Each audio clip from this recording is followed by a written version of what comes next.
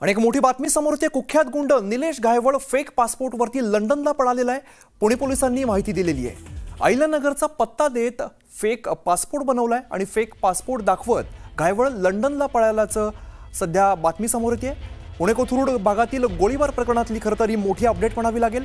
पुणे कोथरूड भागामध्ये गोळीबार झालेला होता आणि कुख्यात गुंड निलेश घायवळ फेक पासपोर्टवरती लंडनला पळाल्याची माहिती सध्या समोर येते। गुंड निलेश घायवळवरती अनेक मोठे आरोप आहेत आणि फेक पासपोर्टवरती लंडनला पळाल्याची माहिती समोर येते। अभिजित पोते आमचे प्रतिनिधी आपल्याला अधिकची माहिती देत आहेत। अभिजित, काय अधिकचा तपशील आहे?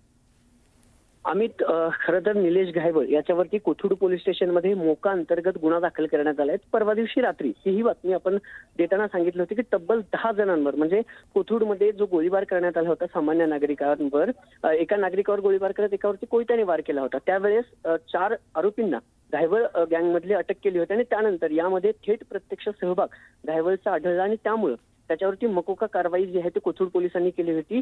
त्यानंतर काल जी माहिती समोर आली त्यात तो लंडनला गेल्या काही दिवसांपासून असल्याचं समोर आलं। लंडनमध्ये त्यानं घर घेतल्याचं देखील समोर आलं होतं।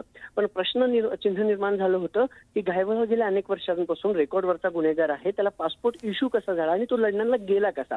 त्यानंतर मोठी अपडेट आता समोर आलेली आहे। पासपोर्ट जो वापरलाय निलेश घायवळनं परदेशात जायला, त्या पासपोर्टवर ऍड्रेस चुकीचा वापरलाय आणि चुकीचे डॉक्युमेंट्स जे आहेत, नाव देखील त्यानं घायवळच्या ऐवजी गायवळ लावलेलं आहे असं सांगितलं जाते सूत्रांच्या माहितीनुसार की ते त्याचं नाव देखील चुकीचं आहे आणि पत्ता जो पासपोर्ट इश्यू करण्यासाठी पत्ता वापरला होता तो नगरचा पत्ता आहे आणि तो पत्ता देखील फेक आहे।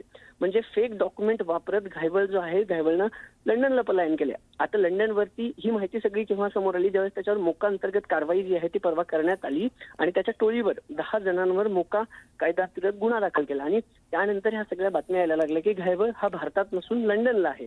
त्यानंतर हा प्रश्न निर्माण झाला होता की तो लंडनला गेला कसा, तर आता फेक पासपोर्टवर घायवळ लंडनला गेल्याचं समोर आले। अमित, अभिजित, खरं तर या निमित्ताने अनेक प्रश्न खरं तर उपस्थित होत आहेत। पोलिसांचं यात अपयश म्हणावं का?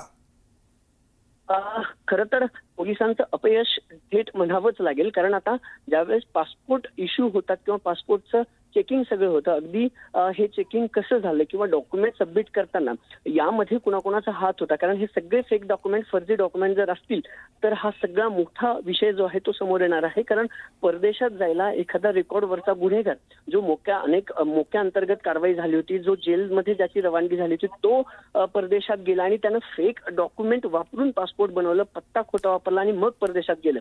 आता हे सगळं नेमकं फेल्युअर कुणाचं आहे आणि या सगळ्यामध्ये गुंड निलेश घायवळला कुणी मदत केली हे पाहणं महत्त्वाचं ठरणार आहे।